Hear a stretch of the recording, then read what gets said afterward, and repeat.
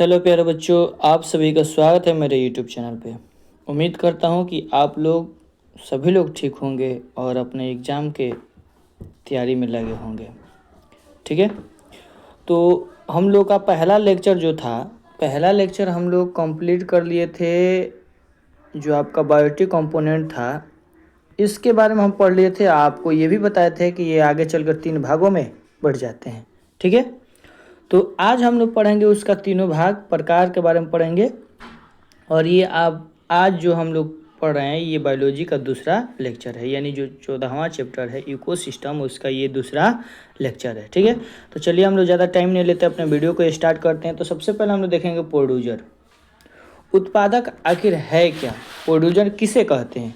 तो बताइएगा, वैसा जीव जो अपना भोजन प्रकाश संश्लेषण के द्वारा स्वयं बनाते हैं। मतलब मान लीजिए कोई जीव है, प्रकाश संश्लेषण की उपस्थिति में अपना भोजन स्वयं बनाते हैं, तो उसे हम लोग क्या कहते हैं? प्रोड्यूसर कहते हैं। क्या कहते हैं? प्रोड्यूसर कहते हैं। जैसे में all types of green plant, जितने भी हरे पेड़ पौधे होते हैं सब क्या कहलाते हैं? प्रोड्यूसर कहलाते हैं। प्रोड्यूसर का परिभाषा बताइएगा, वैसा जीव जो अपना भोजन प्रकाश संश्लेषण के द्वारा स्वयं बनाते हैं, तो उसे हम लोग क्या कहते हैं? प्रोड्यूसर कहते हैं। मान लीजिए कोई जीव है जो प्रकाश संश्लेषण की उपस्थिति में, यानी सूर्य की उपस्थिति में जब अपना भोजन बनाता है, तो इसी प्रक्रिया को हम लोग प्रोड्यूसर कहते हैं। ठीक है, चलिए हम लोग देखते हैं कंज्यूमर। देखिए, इसके आगे आप लोगों को समझने के लिए आपको producer, consumer, decomposer, primary consumer, secondary consumer, tertiary consumer और टॉप कंज्यूमर, ये आप लोग को पढ़ना जरूरी है और इसके बारे में समझना जरूरी है, तभी अगला टॉपिक आप लोग को समझ में आएगा। ठीक है, चलिए हम लोग देखते हैं दूसरा, कंज्यूमर, उपभोक्ता। उपभोक्ता आखिर है क्या? तो बताइएगा, वैसा जीव जो अपना भोजन प्रकाश संश्लेषण की उपस्थिति में स्वयं नहीं बनाते हैं। वो था प्रकाश संश्लेषण की उपस्थिति में स्वयं बनाते हैं, तो उसे हम लोग प्रोड्यूसर कहते हैं। और ये प्रकाश संश्लेषण की उपस्थिति में अपना भोजन स्वयं नहीं बनाते हैं, तो उसे हम लोग क्या कहते हैं? कंज्यूमर कहते हैं। या एक और परिभाषा बता सकते हैं सिंपल शब्दों में, कि वह जीव या वैसा जीव जो अपना भोजन प्रोड्यूसर से प्राप्त करते हैं। मान लीजिए कोई जीव है जो अपना भोजन उत्पादक यानी प्रोड्यूसर से प्राप्त करते हैं, तो उसे हम लोग क्या कहते हैं? कंज्यूमर कहते हैं। जैसे में human, all types of animal, जितने पेड़ पौधे होते हैं, पेड़ पौधे पर डिपेंड कौन होते हैं? मानव भी होते हैं, और जो एनिमल होते हैं, जानवर भी होते हैं। तो जो पेड़ पौधा है वो क्या है जी? प्रोड्यूसर है। तो प्रोड्यूसर से प्राप्त हो रहा है ना, तो इसी प्रक्रिया को हम लोग क्या कहते हैं? कंज्यूमर कहते हैं। उम्मीद करता हूँ कि यहाँ तक आप लोगों को समझ में आ गया होगा। आगे देखते हैं थोड़ा सा। अगर बात की जाए तो ये जीव, अगर बात की जाए तो देखिए थोड़ा सा ध्यान दीजिए, ये जीव अपना भोजन स्वयं नहीं बनाते हैं। इसके अंतर्गत जितने भी जीव आते हैं वो अपना भोजन स्वयं नहीं बनाते हैं, इसलिए इन्हें हेट्रोट्रॉप कहते हैं। क्या कहते हैं बाबू? हेट्रोट्रॉप कहते हैं। इसलिए इसे इन्हें हम लोग क्या कहते हैं? हेट्रोट्रॉप कहते हैं। और इसको 3 भागों में बांट कर अध्ययन करते हैं। इसे कितने भागों में बांट कर अध्ययन करते हैं बाबू? 3 भागों में बांट कर अध्ययन करते हैं। पहला होता है प्राइमरी कंज्यूमर, जिसे कहते हैं प्राथमिक उपभोक्ता। दूसरा होता है सेकेंडरी कंज्यूमर, जिसे हम लोग कहते हैं द्वितीय उपभोक्ता। तीसरा होता है टर्सरी कंज्यूमर, जिसे हम लोग कहते हैं तृतीय उपभोक्ता। और चौथा होता है टॉप कंज्यूमर। तो वो हम लिखे नहीं, लेकिन आपको याद रखना पड़ेगा टॉप कंज्यूमर के बारे में। ठीक है, तो चलिए हम लोग ध्यान देते हैं। पहला हम लोग पढ़ते हैं प्राइमरी कंज्यूमर आखिर है क्या? तो बताइएगा, वैसा जीव जो पोषक के लिए डायरेक्ट रूप से प्रोड्यूसर पर निर्भर रहते हैं।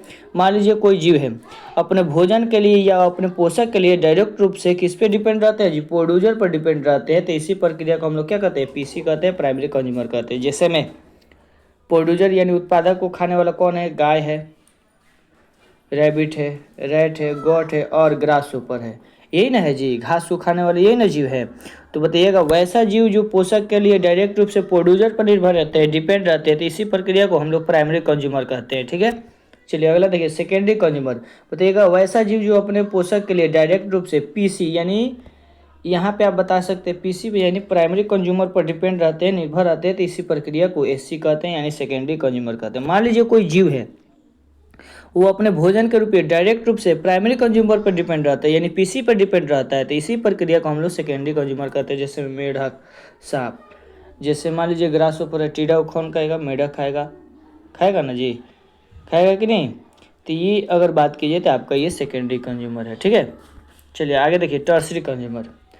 बताइएगा, वैसा जीव जो अपना भोजन या पोषक के लिए डायरेक्ट रूप से पीसीएमएसी दोनों पर निर्भर रहते हैं, यानी प्राइमरी कंज्यूमर पर भी निर्भर रहते हैं और सेकेंडरी कंज्यूमर पर भी निर्भर रहते हैं, तो वैसे जीवों को हम लोग क्या कहते हैं, टर्सरी कंज्यूमर कहते हैं। जैसे में बाघ हो गया, शेर हो गया, चीता हो गया, गिद्ध हो गया। ये सब आप लोगों को शुरू से ही पहले से ही पता होगा, आप लोग पढ़े हो तो आप लोगों को पता होगा। तो ये आसान शब्दों में है, तो इसलिए इस पर हम ज़्यादा फोकस नहीं करें।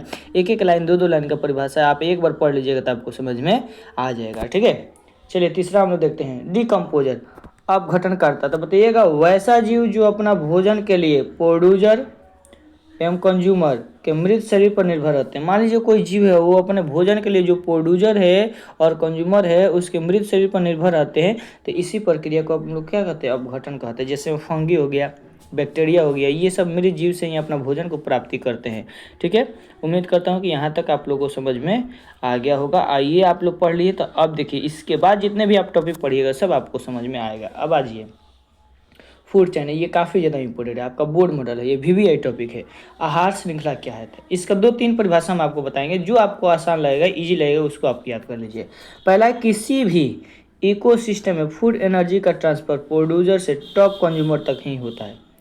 बात की जाए, कोई भी इकोसिस्टम हो, कोई भी परितंत्र हो, उसमें भोजन यानी फूड एनर्जी का ट्रांसफर मतलब ट्रांसफर या प्रवाह प्रोड्यूसर से टॉप कंज्यूमर तक एक ही दिशा में होता है। एक ही दिशा, एकदम एक ही दिशा में होगा, तो इसी प्रक्रिया को हम लोग क्या कहेंगे, फूड चेन कहेंगे। क्या कहेंगे, फूड चेन कहेंगे। एक बार और सुनिए, किसी भी इकोसिस्टम में फूड एनर्जी का ट्रांसफर प्रोड्यूसर से टॉप कंज्यूमर तक एक ही दिशा में होता है, तो इसी प्रक्रिया को हम लोग क्या कहते हैं, फूड चेन कहते हैं। अर्थात एक और परिभाषा आप लोग देख सकते हैं, अर्थात में एक और परिभाषा बताइएगा, प्रोड्यूसर से टॉप कंज्यूमर तक ऊर्जा का प्रवाह एक ही दिशा में होता है। प्रोड्यूसर से टॉप कंज्यूमर तक ऊर्जा का प्रवाह एक ही दिशा में होता है, जिसे प्राप्त करने के लिए एक जीव दूसरे जीव से इस तरह जुड़े रहते हैं जिससे एक चैन बनता है, जिसे हम लोग क्या कहते हैं, फूड चैन कहते हैं। देखिए, दोनों में से आपको जो याद रखना है वो याद कर सकते हैं। ये थोड़ा सा आप लोग का ये जो भाषा है थोड़ा सा हल्का सा टफ है, तो आप पहले ही वाले शब्द जो भाषा लिखे ना उसी को आप लोग याद कर सकते हैं, क्योंकि ये थोड़ा सा टेढ़ा मेढ़ा है। ठीक है, तो आप लोगों को समझ में आ गया होगा फूड चेन क्या है। अब थोड़ा सा इसका एग्जाम्पल हम लोग देख लेते हैं। देखिए, ये जितने भी आप लोग एग्जाम्पल देख रहे हैं सब एक ही दिशा में है। देखिए, तो ग्रास को कौन खाएगा, ग्रास ऊपर कौन खाएगा, गोट खाएगा, गोट को कौन खाएगा, वॉल्फ खाएगा, इसको कौन खाएगा, लायन खाएगा। तो देख रहे हैं ना, एक ही दिशा में फूड एनर्जी का ट्रांसफर हो रहा है, एक ही दिशा में। ये सब क्या है जी, आपका इकोसिस्टम है, परितंत्र है। तो इसी प्रक्रिया को हम लोग क्या कहते हैं, फूड चैन कहते हैं। जैसे में ग्रास को कौन खाएगी, डियर यानी हिरण खाएगी, इसको कौन खाएगा, लायन खाएगा। ग्रास को कौन खाएगा, रैबिट खाएगा, रैबिट को कौन खाएगा, जैकल खाएगा, जैकल को कौन खाएगा, लायन खाएगा।